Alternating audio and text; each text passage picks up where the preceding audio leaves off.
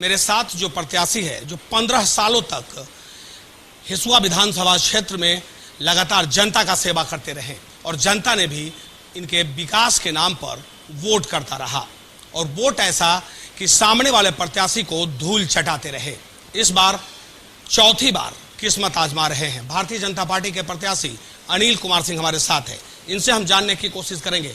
हालांकि उससे पहले ये बता दें कि अपने विधानसभा क्षेत्र में सौहार्द के लिए जाने जाते हैं। अगर इनके विधानसभा क्षेत्र में आप एक बार घूम ले तो विकास पुरुष तो हैं ही, लेकिन सौहार्द लोगों में बना रहे, जाति प्रथा यहाँ नहीं है। अनिल, सबसे पहले कशिश न्यूज में आपका स्वागत है। 2020 20वीं पारी खेलना है, कौन ऐसा काम जो 15 सालों में आप नहीं किए इस बार करेंगे? मैं ऐसे जो आम जनों के लिए होना चाहिए, सड़क, शिक्षा, स्वास्थ्य, बिजली और हर घर तक 12मासी पहुंच पर, मैंने इन तमाम क्षेत्रों में काम करते हुए, खासकर सामाजिक सद्भाव के क्षेत्रों में जो मैंने काम किया है, मैं सबसे पहले इस लायक मुझे बनाने वाले अपने हिसुआ निर्वाचन क्षेत्र की जनता को मैं उनके प्रति अपना संपूर्ण समर्पण भाव से मैं समर्पित करता हूं और आभार व्यक्त करता हूं उनका, जिन्होंने मुझे यह दायित्व देकर 15 वर्षों तक लगातार इस क्षेत्र का सेवा करने का अवसर दिया है। शिक्षा के लिए प्राथमिक विद्यालय का सवाल लेकर आते थे, आज हमने अपने क्षेत्र में पॉलिटेक्निक विद्यालय तक 15 वर्षों में बनाकर समर्पित करने का काम किया है। जहां स्वास्थ्य के क्षेत्र में 6 बेड का अस्पताल हुआ करता था, हिसुआ, नरहट और उस समय नारदीगंज मेरे कंस्टिट्यूंसी में था, जब 2005 में मैं चुनाव जीता था। वहाँ हॉस्पिटल था ही नहीं, भाड़े के मकान में हॉस्पिटल चलते थे। 5 से 10 में ही मैंने नारदीगंज में भी सरकारी अस्पताल, पावर सब स्टेशन, +2 विद्यालय, कस्तूरबा विद्यालय, थाना भवन, ये सारे चीज़ के साथ साथ संपूर्ण गांव तक ग्रामीण पथ को पहुंचाने का काम किया था। 10 में परिवसीमन में वो कट गया, उसके बाद मुझे अकबरपुर विरासत में मिला, जहां बिजली के क्षेत्र में 150 से 200 गांव ऐसे थे जहां बिजली थी ही नहीं। आज फतेहपुर में पावर सब स्टेशन में ट्रांसफार्मर बढ़ाकर और एक नया हमने नेमदारगंज में पावर ग्रिड बनाकर आज उस क्षेत्र में, उस ब्लॉक जो 20 पंचायत मेरे में 2010 में जुड़ा था परिसीमन में, आज वहाँ भी 20 से 24 घंटा बिजली एक एक गांव, टोला और कस्बा को। तो मैं विकास जो किया हूँ, मैं आज चुनाव में जा रहा हूँ और मजदूरी की मांग कर रहा हूँ। सरकार में मैंने पॉलिटेक्निक इंजीनियरिंग कॉलेज तक मैंने बातें कई बार उठाई, आज वो पूरा हुआ है। नवादा पॉलिटेक्निक कॉलेज खनमा में, इंजीनियरिंग कॉलेज नवादा में निर्माणाधीन है, अभी निर्मित हो रहा है। और मेरा एक लक्ष्य सबसे पहले यहाँ किसी भी परिस्थिति में मेडिकल कॉलेज हो, और मैंने इसी बात सदन के अंदर भी और सदन के बाहर भी, यहाँ तक कि दिल्ली जाकर हमारे यशस्वी प्रधानमंत्री जी के नेतृत्व में पहले आओ पहले पाओ की योजना के तहत मेडिकल कॉलेज की घोषणा की गई थी। मैंने वहाँ भी अपना प्रयास और पहल किया है। संभव है कि इस चुनाव के बाद हमारे नवादा जिला का जो सपना है वो अभी साकार और पूरा होगा। चुनावी तापमान के साथ यहाँ का तापमान भी काफ़ी गर्म है। भले ही मौसम कुछ हो, लेकिन चुनावी तापमान ऐसा कि प्रत्याशी मैदान में है, धूप हो या पूरी गर्मी, वो अपने विधानसभा क्षेत्र के हर लोग से मिलना प्रत्याशी नहीं भूल रहे हैं। हमारे साथ जनता दल यूनाइटेड के प्रत्याशी कौशल यादव जी हैं, जो नवादा विधानसभा क्षेत्र के प्रत्याशी हैं और काफ़ी कर्मठ प्रत्याशी हैं। और कर्मठ का ये नतीजा है कि लगातार यहाँ की जनता अब सिर मौन बना कर रखा है। इस बार वाकई कौन ऐसा चीज़ जो अब तक नहीं हुआ, इस बार कर दिखाएंगे। कौशल जी, सबसे पहले तो कशिश न्यूज़ में आपका स्वागत है। सर, ये बताइए कि अपने विधानसभा क्षेत्र में आपको कौन ऐसा काम लगता है जो अब तक नहीं हो पाया है, जिसको इस बार अगर जनता जिताती है तो करेंगे? किसान को खेती के लिए, सिंचाई के लिए पानी की व्यवस्था करना, ये अत्यंत महत्वपूर्ण है। किसान की हालत ख़राब है। किसानों को हम लोग बिजली दे रहे हैं कि खेत में बिजली और पानी मिलेगा तो गांव में किसान लोग खुशहाल होगा। हमारा मकसद है कि जब हम चुनाव जीत के जाएंगे तो ये आवाज़ विधानसभा में उठाएंगे। एक सवाल और है, हम जिस रास्ते से गांव में प्रवेश कर रहे थे, देखने से लग रहा था कि एजुकेशन का जो मामला है वो उतना डेवलप नहीं है जितना होना चाहिए था। अब गांव के स्कूल को हम लोग पटना के स्कूल की तरह से देखेंगे तो मुश्किल है। अब नई पीढ़ी में एक थोड़ा सा अंतर आया है कि प्राइवेट स्कूलें ज़्यादा खुली है और गांव में जो स्कूलें बनी तो है लेकिन वहाँ पर शिक्षा का कमी थोड़ा सा कारण है, क्योंकि अभी बहुत दिनों से स्कूल बंद है। कोरोना के लेकर स्कूलें बंदे हैं, इसलिए थोड़ा सा आपको देखने में थोड़ा सा दिक्कतें आई होगी। पहले से बहुत सुधार हुआ है। स्वास्थ्य को लेकर क्या करें? स्वास्थ्य में हॉस्पिटल में जिला लेवल पर तो ठीक है, ब्लॉक लेवल पर थोड़ा सा और मेहनत करने की ज़रूरत है। हमारी सरकार आएंगी तो ब्लॉक लेवल पर भी स्वास्थ्य पर अच्छी व्यवस्था करेंगे जिससे गरीबों को मुफ्त इलाज हो सके। वाकई जो विधानसभा क्षेत्र है और मुख्यमंत्री जी का जो योजना था वो यहाँ पर दिख जरूर रहा है। हम जिस गांव में हैं यहाँ नल जल जो मुख्यमंत्री जी का चल रहा था वो योजना इस गांव में दिख रहा है। बाकी इस बार अगर यहाँ की जनता इनको मौका देती है कौशल जी को तो निश्चित तौर पे जो कमी है, लेकिन मूल समस्या जो है यहाँ किसानों की समस्या को लेकर ये इस बार ज़रूर आवाज़ बुलंद करेंगे, क्योंकि कृषि प्रधान देश होने के साथ साथ इनका विधानसभा भी कृषि से अहम आगे है और कृषि में जुड़ा हुआ है। हमारे साथ है बलरामपुर के विधायक कामरेड महबूब आलम, जो वहाँ से तीन दफ़ा उन्होंने वहाँ बलरामपुर का प्रतिनिधित्व कर चुके हैं। आइए सीधे उनसे रूबरू होते हैं। सर, इस बार बलरामपुर से आप माले के प्रत्याशी हैं, क्या प्रायोरिटी होगी वहाँ के लिए? सबसे पहले तो प्रायोरिटी ये है कि पिछले 5 साल पहले जो चुनाव हुआ था उस चुनाव में बिहार की जनता ने गठबंधन जो नीतीश कुमार जी का था और आरजेडी का था, कांग्रेस का था, उसी गठबंधन को जनता ने वोट दिया था। सांप्रदायिक फांसीवादी ताकत नरेंद्र मोदी के मंसूबा को न सिर्फ बिहार में ध्वस्त करने के लिए बल्कि पूरे देश में बिहार सांप्रदायिक फांसीवाद को ध्वस्त करने का अगुवाई की जिम्मेदारी दी थी। लेकिन नीतीश कुमार जी ने उस जनादेश के साथ विश्वासघात करके जिस शैतानी ताकत से लड़ने की ताकत जनता ने दी थी, उसी शैतानी ताकत से हाथ मिला करके जनता के साथ विश्वासघात किया है। धानी कसवटली घाट वहाँ एक पुल निर्माण की योजना बनाना, मोटबारी धार में एक पुल निर्माण की योजना बनाना, पुल निर्माण की दिशा में आगे बढ़ना, साथ साथ खुड़ाधार एक जो गांव है जो मोलनापुर हो से निकलते हुए औरंगामटिया बेलवाडांगी होते हुए जो NH-34 में जाती है उसको PWD रोड में तब्दील करना, और साथ साथ बिघोर शिकारपुर पंचायत का एक गांव जो कुचिया मोड़ है जो नागर नदी से बिल्कुल कटा हुआ बिहार की सरजमी से, वहाँ भी पुल बनाने का योजना लिया जाएगा। बलरामपुर में स्वास्थ्य और सड़कों की जाल बिछी है ऐसा आपने कहा, लेकिन स्वास्थ्य को लेकर कोई खास मतलब ये बलरामपुर की बात नहीं है, पूरे बिहार की बात है। स्वास्थ्य और शिक्षा को नीतीश कुमार जी ने बर्बाद कर दिया। हम लोगों ने बिहार विधानसभा में रखा है कि नीतीश कुमार जी को जनता याद करेगी इस मामले को लेकर के कि नीतीश कुमार जी ने शिक्षा को तबाह कर दिया, और ये तबाह एक सोची समझी साजिश के तहत है। गरीबों के बच्चे पढ़ नहीं सके, गरीबों के बच्चे आगे बढ़ नहीं सके। उच्च शिक्षा का हाल देखिए, कटिहार DS कॉलेज आपका, जो कभी उत्तर पूर्वी भारत का एक मुख्य कॉलेज हुआ करता था, इसमें बांग्लादेश, भूटान, नेपाल के बच्चे पढ़ते थे, इंडोनेशिया के बच्चे पढ़ते थे, ये आपको अफ्रीका तक के बच्चे आके पढ़ते थे। आज वो मरणासन स्थिति है। क्या बात करता है ये लोग, नीतीश कुमार जी क्या बात करेंगे यार विकास? ये थे हमारे साथ कामरेड महबूब आलम, जो बलरामपुर विधानसभा के विधायक हैं, और उन्होंने स्पष्ट तौर पे कहा अगर जनता मौका देती है तो वहाँ सड़कों, पुल पुलियों के जाल के साथ साथ स्वास्थ्य शिक्षा की बेहतरी के लिए काम करेंगे। नालंदा विधानसभा से निर्दलीय प्रत्याशी के रूप में कौशलेंद्र कुमार उर्फ छोटे मुखिया ने नामांकन का पर्चा दाखिल कर दिया है। छोटे जी, किस तरह का समर्थन मिल रहा है? समर्थन अपार जन समर्थन मिल रहा है। जब हम दिल्ली से वापस आए, जब हमारा महागठबंधन से टिकट कट गया या लोग ने कटवा दिया तो हम घर पर आए 15 तारीख को सुबह, तो काफ़ी संख्या में मेरे कार्यकर्ता दुखी थे और बहुत दुखी थे। कोई कार्यकर्ता रो रहे थे और किन्हीं बहुत गम में डूबे हुए थे।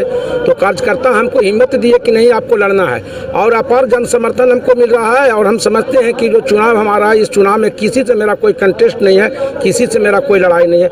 ये परिवर्तन की सिर्फ लड़ाई है। वहाँ पर सब लोग चाहते हैं कि बदलिए विधायक, बदलिए नालंदा विधानसभा क्षेत्र की तस्वीर। और 25 वर्षों को लॉकडाउन को लोग खत्म करना चाहते हैं। कोरोना में जिस तरह से 6 महीना के लॉकडाउन में आदमी उबिया गया, लेकिन यहाँ तो 25 साल से लॉकडाउन है। इसलिए इस बार सारे लोग तैयार हो गए हैं। और हमको अगर मौका वहाँ देगी वहाँ की जनता, जिस तरह से लोग मन बनाए हुए, खास करके युवा, किसान, मजदूर, तो निश्चित रूप से हम वहाँ एक नालंदा विधानसभा क्षेत्र को एक विकसित नालंदा विधानसभा क्षेत्र निर्माण करने की दिशा में पहल करूँगा और अपनी कर्मठता से काम करूँगा। पिछले बार महज 2900 वोट से हारे थे, तो उसकी भरपाई इस बार कैसे कीजिए? अगले बार जो मैं 2900 से चुनाव हार गया था, अगला बार मैं चुनाव नया लड़ रहा था। अगले आदमी के हम जो उनका गोरख धंधा था उसको पकड़ नहीं पाए थे। हमारा नोटा में वोट चला गया। उसके बाद कई बूथों पर भोकस मतदान हुआ और कई प्रशासनिक पदाधिकारी द्वारा भी उनको भरपूर मदद किया गया। इस बार मैं उनका सारा खेला हम जान गए हैं। हमारे जो वर्कर हैं, हमारे जो कार्यकर्ता हैं, जो किसान मजदूर हैं, सब लोग जान गए हैं कि 5 वर्ष तक 4 वर्ष 11 महीना तक वो मटर गश्ती करते। 1 महीना में सिर्फ 3x3 का जो पत्थर होता है वो हर गांव में गाड़ देते हैं, उसी को विकास समझते हैं। आप चल जाइए किसी रोड में, इतना बड़ा बरसात आया, उसके बाद ही पैमार नदी में पानी नहीं आया। 2 गो मेरे विधानसभा क्षेत्र में मुख्य बाजार है, एक नूरसराय, एक दीपनगर। दोनों जाइए, एकदम मानो वहाँ का जो मंदिर है, वहाँ का जो धार्मिक स्थल है, वहाँ पर जो स्थान है उस सब में है जो कि शौचालय का पानी बहते रहता है और माने देवी देवता के ऊपर से बहता है, उसी को लोग विकास समझ रहे हैं। जनता जाग चुकी है। तो ये थे कौशलेंद्र कुमार उर्फ छोटे मुखिया, जिन्होंने इस बार निर्दलीय प्रत्याशी के रूप में नालंदा विधानसभा से अपना नामांकन का पर्चा दाखिल किया। और इस बार इन्होंने दावा किया है कि पिछले बार जो महज 2900 वोट से हम पराजित हुए थे, इस बार उनकी विजय निश्चित है।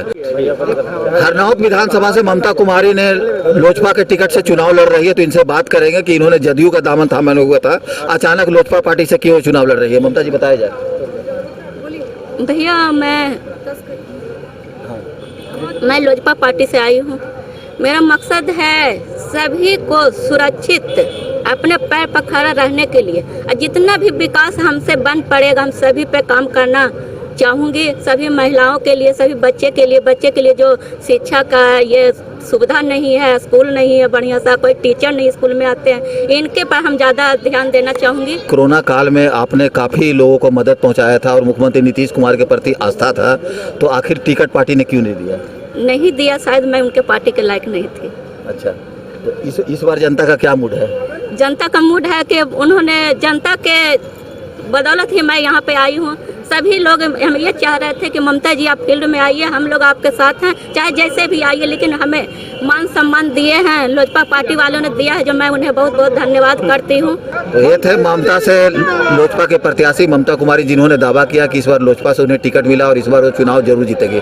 हालांकि ममता कुमारी जदयू के कद्दावर नेता रह चुकी है और इलाके में मुख्यमंत्री नीतीश कुमार द्वारा किए गए कार्यकलापों के बारे में घर घर तक पहुँचाया है, मगर पार्टी द्वारा इन्हें टिकट नहीं मिलने के कारण इनके अंदर नाराजगी थी और उन्होंने लोजपा का दामन थाम लिया था और चिराग पासवान पर अपनी आस्था जताई थी। इसके बाद चिराग पासवान ने इन्हें हरनौत विधानसभा से लोजपा का टिकट दिया और आज यह नामांकन कराकर चुनावी मैदान में उतर चुकी है। सुषमलता जी, प्रचार अब परवान चढ़ने लगा है। पहली प्राथमिकता क्या तय की है? कृषि आधारित जिला है, उधर ऐतिहासिक 1857 के महानायक की धरती है जगदीशपुर, अभी तक वो पहचान नहीं मिल पाया जो मिलना चाहिए था। बिल्कुल, आपके न्यूज़ चैनल को सबसे पहले तो बहुत बहुत धन्यवाद। और मैं जगदीशपुर विधानसभा में अभी हूँ और ये मैं सिर्फ अपने वर्क की वजह से यहाँ तक पहुँची हूँ।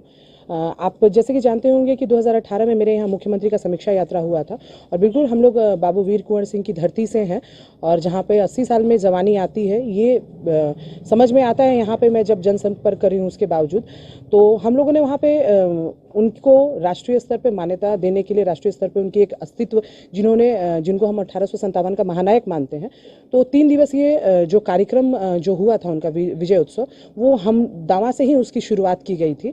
और हम लोग कोशिश करेंगे कि आगे आने वाले समय में मैं इस विधानसभा की हूँ और इस विधानसभा को अगर प्रतिनिधित्व करती हूँ तो हमारे जो हम हिस्ट्री में जो दब गए हैं उस हिस्ट्री को सही में बाकी लोगों के सामने में लाएं, ये मेरा प्रयास जरूर है। आधी आबादी को लेकर के मुख्यमंत्री जी का बड़ा विजन है, आपको भी टिकट दिया गया है, कुल 18 उम्मीदवार में से मात्र हमें लगता है कि ये कहीं आप महिला उम्मीदवार हैं, कहाँ पाती हैं इस लड़ाई में?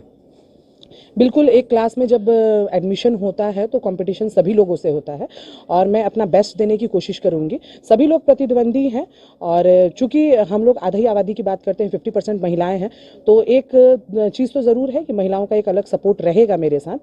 और जिस तरीके से मुख्यमंत्री जी ने, चूँकि देखिए 2005 के पहले की मेरी खुद की यहाँ की एजुकेशन नहीं है और 2005 के पहले की स्थिति भी मैंने देखी है और आज भी है। मैं महिला होने के वजह से मैं ये चीज़ ज़रूर कह सकती हूँ कि मैं निकलती हूँ, कई बार घटनाएं घटित होती हैं, उसको पूरी तरीके से ये आप नकार नहीं सकते हैं, बट मैं खुद निकलती हूँ, खुद प्लेन से सफ़र करती हूँ, खुद ट्रेन से सफ़र करती हूँ, तो ये महिला सशक्तिकरण का एक बहुत बड़ा उदाहरण है। और मेरे यहाँ करीब करीब 185 SHGs चलती हैं और मैं वहीं से इस चीज़ की शुरुआत मानती हूँ कि जिन ग्राम सभाओं में पहले महिलाएं आती ही नहीं थी, उन ग्राम सभाओं में मेरे यहाँ अगर आप चले, क्योंकि मैंने एक मुखिया के हैसियत से इस लड़ाई को शुरू किया है, तो मेरे यहाँ महिलाएं आती भी हैं और सवाल जवाब भी करती हैं, तो बिल्कुल महिला सशक्तिकरण। लोग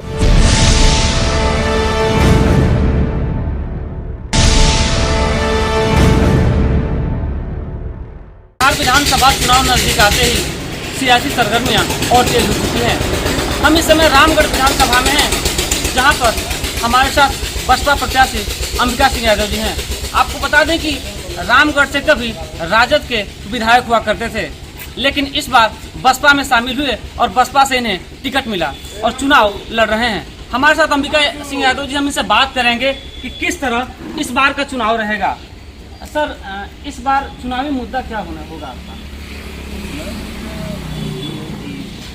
जनता मुझे चाहेगी तो शिक्षा, बिजली, पानी, रोड, स्वास्थ्य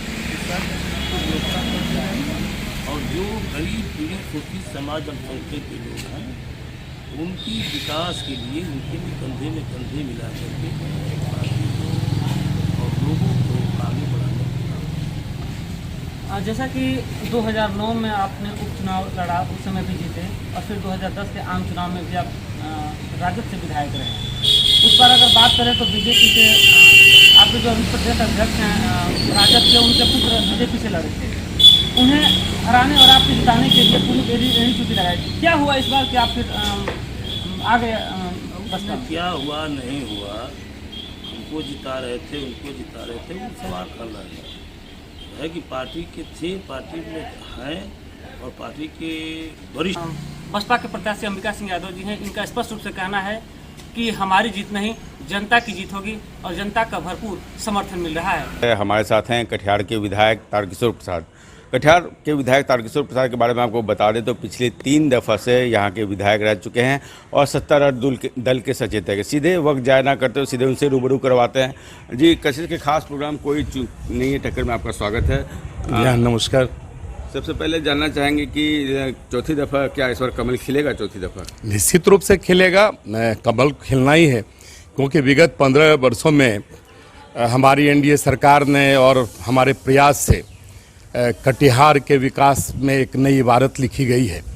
आप इसके पहले के कटिहार को देखेंगे और अब के कटिहार को देखेंगे, अगर 1-2 बिंदु को छोड़ दिया जाए तो शेष बिंदुओं में हम सबों ने काफ़ी काम किया है और दिख भी रहा है।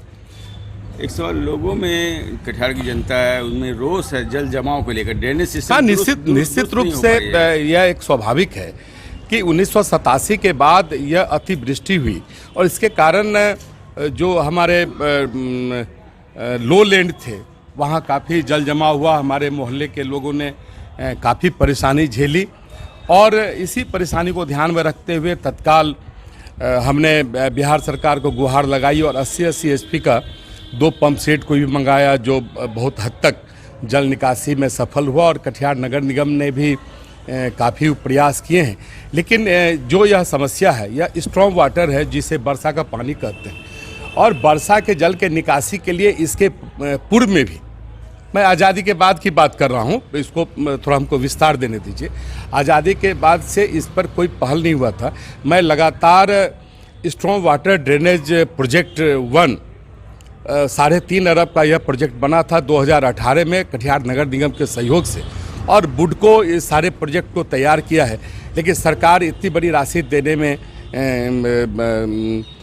थोड़ी उस सरकार को भी परेशानी हुई, तो यह अब 1 अरब 93 करोड़ की लागत से यह प्रोजेक्ट बना है और इसकी तकनीकी स्वीकृति भी बुडको ने प्रदान कर दिया है और मुझे लगता है कि आने वाले दिनों में यह योजना काज रूप लेगी। इसका एकमात्र निदान यही है और इसमें 3 आउटफॉल है, जो एक कारीकोसी में गिरेगा, एक रोजितपुर में गिरेगा और एक कोसी या कोलासी में गिरेगा। अगर चौथी दफा मौका मिलता है प्रतिनिधित्व करने का तो प्रायोरिटी में क्या रहेगा? सबसे पहले देखिए, हमारी प्रायोरिटी में स्ट्रॉन्ग वाटर ड्रेनेज प्रोजेक्ट 1 को लागू करना, ये हमारा पहला प्रयास है और मातृ शिशु अस्पताल, जहां सभी तरह के हमारी माताओं और बच्चों के लिए सारी सुविधाएं, हेल्थ सुविधाएं होंगी।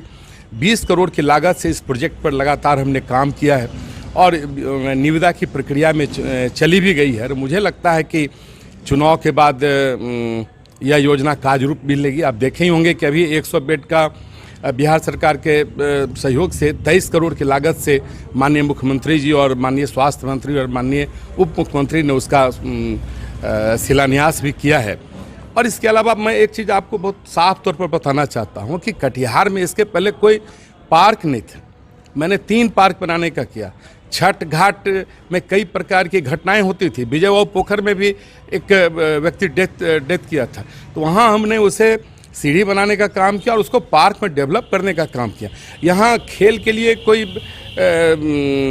आधारभूत संरचना नहीं थी।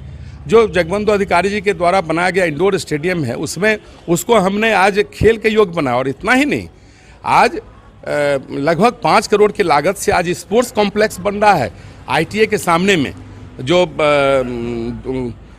ग्राउंड फ्लोर, फर्स्ट फ्लोर और सेकंड फ्लोर होगा, जहां ग्राउंड फ्लोर में योगा होगा, फर्स्ट फ्लोर में आपको डिफरेंट गेम्स, इंडोर गेम्स होंगे और थर्ड फ्लोर में जिम भी होगा। और आपको बता दें कि इसके पहले आप तिनगछिया से जब आगे बढ़ेंगे फंसिया की ओर, तिनगछिया से जब बढ़ेंगे कटिहार मनिहारी पथ की ओर से, वहाँ कमर भर गड्ढा हुआ करता था। उस सड़क को बनाने का हमने काम किया। और विनोदपुर गर्ल्स स्कूल रोड की आज सड़कों को हमने बनाया और पानी टंकी चौक से पटेल चौक और हरिगंज चौक से महबूब चौक, उस सड़क को भी हमने बनाने का काम किया। और इतना ही नहीं, आप देख रहे होंगे कि चूड़ी पट्टी जो है फल पट्टी से लेकर महमूद चौक तक की सड़क को हमने अपग्रेड करने का काम किया। ये थे हमारे साथ विधायक कटिहार विधायक तारकिशोर प्रसाद, जिन्होंने बताया कि शिक्षा, स्वास्थ्य, हर क्षेत्र में विकास किया जा चुका है और जो भी छूटे हुए काम है उनको पूरा करेंगे। साथ ही साथ जो ड्रेनेज सिस्टम, जल निकासी की समस्या, उसको लेकर भी इनके मन में प्लान है और उस प्लान को जो आने वाले समय में फलीभूत करेंगे। विधानसभा क्षेत्र से ये VIP के पार्टी से उम्मीदवार हैं और नामांकन करने आए हैं। हम जानना चाहेंगे साहबगंज में इस बार मुख्य मुद्दा क्या रहेगा? साहेबगंज का मेन मुद्दा है नौजवानों को रोजगार देना और साहेबगंज को विकसित करना। विकसित करने में 10 साल हम लोगों ने विधायक बना के रखा। तो 10 साल के अंदर में जो साहेबगंज का विकास हुआ अद्वितीय था। सारे लोग इस विकास को देख करके ही आज सारे लोग पागल बने हुए हैं और मेरे जो अधूरे सपने हैं, जो किए गए कार्य अधूरे पड़े हुए हैं, उसको पूर्ण किया जाए, इसके लिए लोग आपात समझते हुए रहेंगे। प्रमुख हमको 2 मुद्दा बताया जो प्राथमिकता रहेगी। मेरी प्राथमिकता रहेगी कि हमारे यहाँ के लोग शिक्षित हों, इसलिए शिक्षा जगत में एक यूनिवर्सिटी की स्थापना करना, किसानों के लिए चीनी मिल की स्थापना जो अधूरी पड़ी हुई है उसको पूर्ण करना, ये मेरा मकसद रहेगा और बेरोजगारी को दूर करना। जी भाई, राजू जी से बात हुई। राजू जी ने स्पष्ट रूप से कहा कि मुख्य 2 मुद्दा मैंने पूछा, बेरोजगारी को दूर करना और चीनी मिल जो अधूरा रह गया है, जो इनका सपना था, उसको फिर चालू करना। मुजफ्फरपुर विधानसभा क्षेत्र से जितेंद्र चौधरी जी कांग्रेस के प्रत्याशी हैं, जिनका नामांकन कल हो रहा है। हम उनसे सीधा जानना चाहेंगे कि मुजफ्फरपुर में जो वर्तमान परिवेश है, जो लोग परेशान हो रहे हैं, साफ सफाई से लेकर के जल जमाव से लेकर के, और शहर में जो प्रमुख रोड है, जवाहरलाल रोड से लेकर मतलब जितने भी प्रमुख रोड हैं, अभी भी वंचित रह गया, नहीं बन पाया।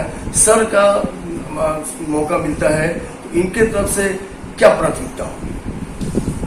देखिए, पिछले 10 साल में सुरेश शर्मा जी को 10 साल विधायक बनने का मौका मिला, मंत्री बनने का मौका मिला, नगर विकास विभाग का मंत्री, लेकिन उन्होंने कोई काम नहीं किया। जो शहर की मुख्य समस्याएं हैं, शहर की प्रमुख सड़कें हैं, नाले हैं, पूरा शहर जलमग्न हो गया इस बार। और नहीं दिखा कहीं कि नगर विकास मंत्री यहाँ के हैं विधायक। तो जो काम बचा हुआ है, पैसा की कमी नहीं है, पैसा है उपलब्ध, लेकिन काम करने का तरीका मालूम नहीं है, या फिर उनका इंटरेस्ट है ठेकेदारी को हमारा आदमी लेगा नहीं लेगा, तो इसके कारण काम नहीं हो रहा है। जैसे ही चुनाव रिजल्ट आएगा, इस बार तो उनका जमानत जब्त होना है। जनता उनको वोट देने के लिए तैयार नहीं है, क्योंकि उन्होंने काम नहीं किया है, मंत्री पद होते हुए और नगर विकास मंत्री पद होते हुए भी नहीं किया है। हाँ, तो लोगों का गुस्सा नाराजगी वोट के मार्ग से ही पड़ेगा। तो इसके रिजल्ट आएगा 10 तारीख के बाद, हम लोग लग करके जो मूल समस्या है, समस्या के समाधान की दिशा में कदम उठाएंगे। जो मुजफ्फरपुर से चला गया हवाई जहाज उड़ाते उड़ाते ले गए सुरेश शर्मा जी दरभंगा, एम्स यहाँ होते होते चला गया दरभंगा, रेलवे का कारखाना था चला गया बाहर। तो जो काम यहाँ स्मार्ट सिटी का काम सबसे निचले पायदान पर चल रहा है, तो इन सारी समस्याओं का समाधान करने की दिशा में ठोस कदम हम लोग उठाएंगे और उसको मुजफ्फरपुर को जो उत्तर बिहार की राजधानी है, न सिर्फ राजनीतिक राजधानी बल्कि आर्थिक राजधानी भी है, उसको सटाने का काम हम लोग करेंगे। देवेंद्र चौधरी साहब ने सीधे सीधे कहा है कि नगर आवास मंत्री रहते हुए सिर्फ कार्य के अनुभव न रहने के कारण पैसे की कोई कमी नहीं है, जिस कारण विकास नहीं हो पाया है। रिजल्ट आने के बाद इनके तरफ से अगर जनता इनको चुनती है तो जो भी समस्याएं रह गई है प्राथमिकता तौर पे ये उस पर काम करेंगे। तो भारतीय सब लोग पार्टी के जो घोषित उम्मीदवार है रवि सुमन उर्फ अरुण मंडल जी, वो हमारे साथ हैं, हम उनसे बातचीत करते हैं। अरुण जी, ये आप बताइए कि अब तक जो चुनावी यात्रा आपका चल रहा है वह किस तरह से चल रहा है और मतदाताओं का रुझान किस प्रकार आपको मिल रहा है? पहले मेरा नमस्कार आपको। मेरा नाम रवि सुमन कुमार उर्फ अरुण मंडल, भारतीय सब लोग पार्टी। मेरा जो चुनावी मुद्दा है, सुशांत सिंह राजपूत फिल्म सिटी बनाएंगे और रोज़गार दिलाने का काम करेंगे।